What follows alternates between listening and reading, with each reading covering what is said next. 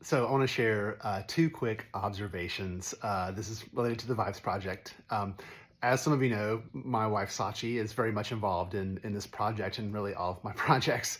And we talk a lot about what I write about and what I'm thinking about. And recently she said sort of offhand that this is giving her a new perspective on herself that makes her think differently about how she does things and how she is. And man, that made such an impression on me. I was so psyched to hear that it was happening to her, to someone close to me, but also someone so engaged in the project. So that was really cool to see.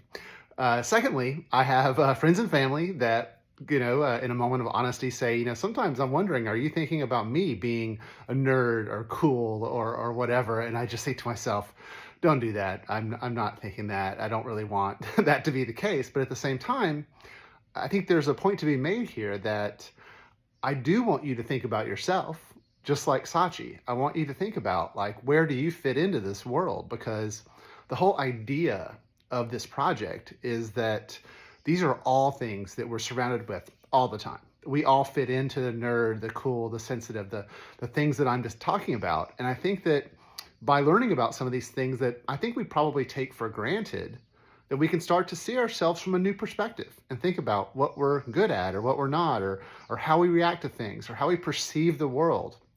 And I think that there's not a lot of information out there about that because these aren't illnesses. These aren't, things that are diagnosable or pathologies. It's just kind of human nature, how we are. And so I think there's still a sort of gap in how we think about ourselves. And I really want to provide a new perspective. I'm not breaking any new science news or anything, but I think that if you start to think about yourself and the people around you and why they are the way they are, I think it can relate back to a lot of the ideas that I'm discussing in this project and will continue to discuss for a while. So I hope you'll keep that in mind. Stay engaged, and I'll be back with more later. Thanks.